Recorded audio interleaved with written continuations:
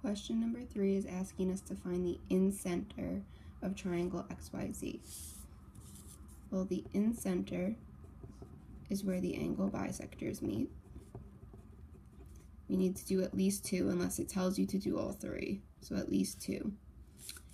The incenter lets you inscribe a circle inside of a triangle.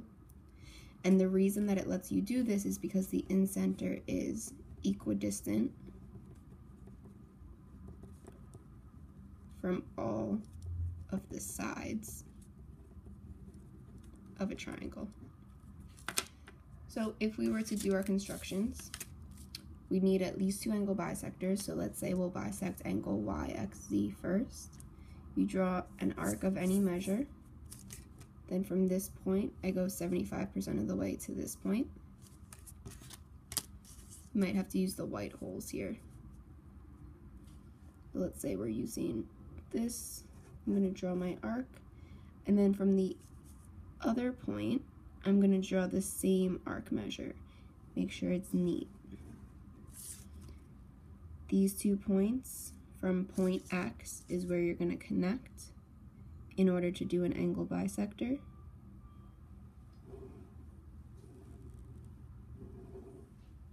Make sure it's on point. Now let's say we bisect this top angle, so angle XYZ. We again draw an arc of any measure.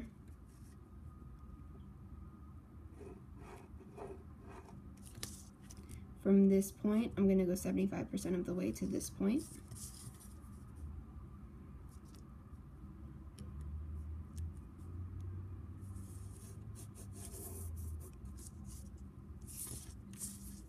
And then the same arc in the other direction.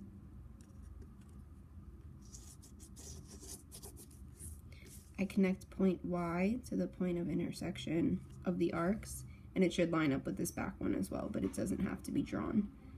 And I draw my angle bisector. So that means that this angle is being bisected and this angle is being bisected. They may not be congruent to each other, but they're both being bisected. The point at which they meet, which is right here, let's again say point P,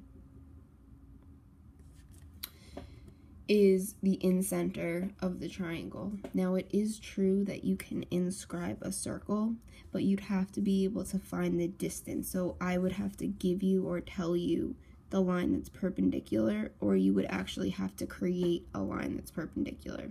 So let's say you actually had to inscribe a circle. You would need to find the distance from this point to at least one of the sides in order to find the radius, and then use that to trace it around.